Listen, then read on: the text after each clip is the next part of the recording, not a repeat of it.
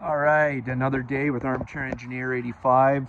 Thank you guys for coming back as always and watching my video.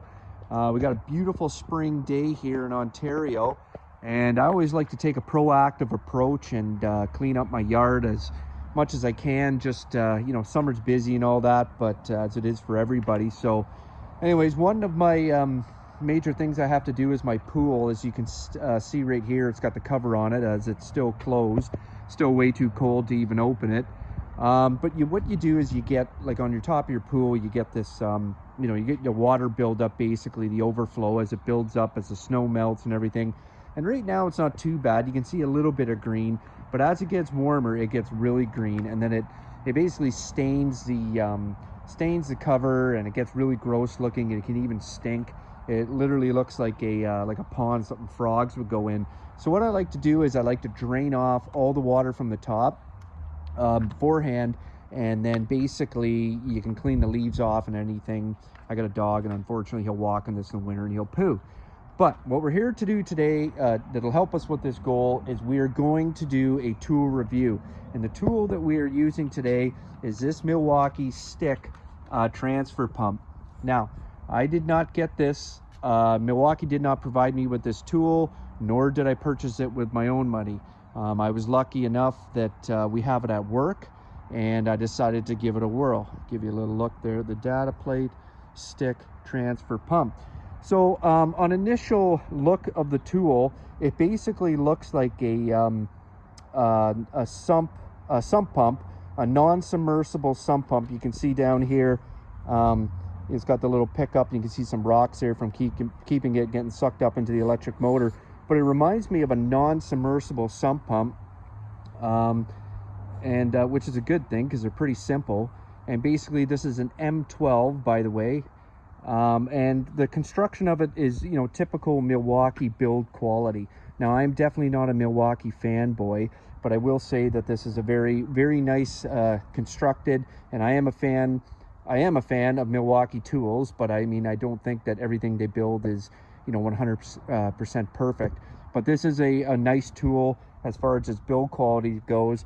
But I mean, that's only going to take it so far if it underperforms. This right here is your water pickup line. It's basically your regular standard size garden hose hooks up to it, which is nice. They do make, and like I said, this is an M12. I'm going to put a battery in it here, a 4.0, but they do make a M18, and it kind of almost looks like the Ghostbusters, that trap that they use to capture the ghosts, as funny as that sounds. The one advantage to that is it's more powerful. It flows more water. I think it said it's a 1/4 horsepower, and this one here actually even said 0 horsepower. It didn't even give it a horsepower rating. So anyways, the M18 flows quite a bit more gallons per minute. It is a bit more expensive than the other this unit right here, and the other unfortunate part is you need 2 hoses and in and out to use it. This one here, you only need an out, which is great. Your in is right here. Okay, let's get this thing to go. All right, let me show you what I got jerry rigged up here. Basically, I've got it sat in the water here. I've got my 4.0 battery in there, and basically all I did was I just zip tied it to this chair. Obviously, you don't want this stick vac falling in the water, as it'll fry the battery and all the circuit boards and the motor. So we don't want that. So this was my quick little fix here, and I've got my outlet hose attached here, and it goes to the back of the house and drains. So already I like this, because normally what I would have to do is I would have to siphon this off. And for anybody that doesn't really know how to siphon, I know I didn't before I owned a pool, but I have a tap at the very back of the house. It's on the back side there, and I would have to turn the water on. So I got a water line that goes underneath here, and it goes into the house, and obviously we shut it off and drain it for the winter time so it doesn't freeze and break. But I would have to go in the basement, turn the water on, and then basically go back here, attach that line to the back faucet. I would fully put this water line in the water, and then I would turn the water on. Once the water filled the line here and it started pouring out there, you would go shut the water off back there, and you would go take the line off there, and then it would reverse drain. Once you prime the line, then it would reverse drain, and it would very, very, very slowly. I mean, it would take hours, if not a full day, to basically get it down to the water level down to the level I wanted. So anyways, enough talk about that. I just wanted you to know how much I already like this. We got the button here, we got the battery indicator. Let's go. Full charge. It's pretty quiet. I don't know if you guys can hear that. That's very quiet. Okay, I'm going to take you guys down there and we're going to look at the flow rate. So that is flowing quite nice. That is a nice little rate. When I was doing the siphon, it was like an eighth of that speed, if not even less. So this thing is going to definitely drain the pool off quite a bit quicker, and I'm going to give you guys a time, how long it takes to get to basically the level that I like. Here is that rear faucet that I was telling you about, or water pickup, and that's what I'd have to hook into right there. Fill up the line, prime it, as I said, and then backfeed it, blah, blah, blah. So as long as I have access to this tool, those days are over. So I'm liking this tool already. Easy peasy, simple. I'll get back to you when it's done. All right, so I'm 1 hour in, and I got a couple little friends here that showed up. I think that's hilarious. I have no idea if that has anything to do with what I'm doing right now, but I can't say I've ever had ducks land on my pool, whether the cover was off or not. However, the 4.0 battery is dead after approximately less than an hour. So have no fear, because I got a backup one right here, an XC 4.0, and I'm going to put it in and continue. Okay, so the chair is removed. When I went to replace the battery, it slipped off the end of the zip tie here. And anyways, it was a bit of a struggle trying to get it back around the zip tie, but it seems to be sitting quite well the way it is, up against the wall and the hose there. But one thing I already noticed about it is, I'll show you guys, the battery indicator, at least on this one, it doesn't illuminate very well. Sorry, I'm working one-handed here. Until you turn it off, and then you turn it back on, and there you go. So it shows me I've got about 2 bars left, and the flow rate is dropping off pretty quick. This is my backup 4.0. So what I'm going to do is, I've got another 3.0, and I'm just going to replace it because it's slowing down. Okay, so this is the original 4.0 XC that I originally started with. It is fully charged. It took about an hour to charge. This one here, the 3.0, it's starting to drop off a bit there. I checked it. It's at 1 bar, so we're going to switch it out. So just so you guys can know that, you know, this right here took an hour to charge, and it lasted less than an hour. Not a biggie. We're just looking here. If you're going to run something like this for multiple hours, even an hour, you're going to need more than 1 battery. So I'm going to switch it out. 4.0, this is the first one, and we're going to continue. So you can see that the water line is going down. You see all the dried leaves and all the other shit. So it is, in fact, going down. The only problem is I'm about 35 minutes now into this, the original 4.0 XC battery, and it doesn't even register anymore. I already checked it. When you shut it off and turn it on, the battery illumination, it just blinks. So I have a 3 battery cycle right now.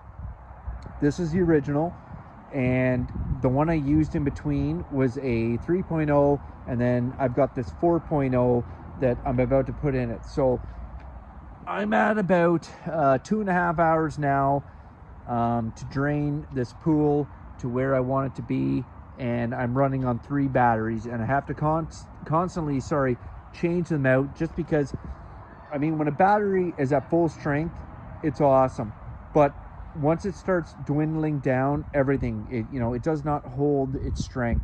So I'm going to swap this out right now with this other 4.0, and we're gonna continue on. So have a listen. That is a full energized battery. That sound it was not making that sound when I took this battery out. And in fact, just as I pulled this battery out, before I pulled it out, it died. So yeah, this thing, it's a little hard on batteries. It's only an M12, so consider that. But yeah, it's a lot of battery changing. So we're getting into about hour 3 of this. You can see here, it is still draining. You can see back there, yep, still draining off. And you can see the pool cover, it's getting less green, getting more dry. But big thing is, if you put your hand down here, it's a low vibration. When the battery, when you first put your hand on, it's you know, a huge vibration. So it's time now to switch out to another battery. This thing is battery hungry, and that's okay. It just, you know, is a feature of the creature. Okay, it's dark now. 4 hours to the minute. Twilight. And still a slight drain. And back there. Let's check out the battery.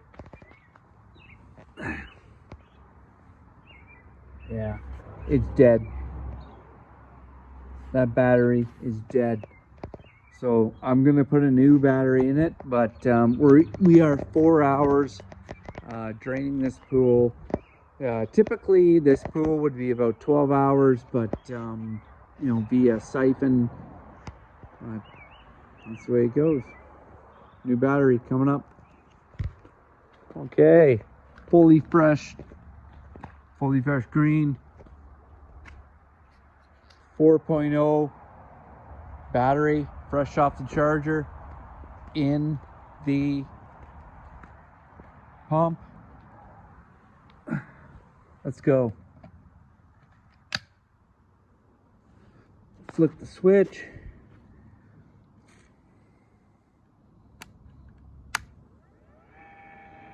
Hear that?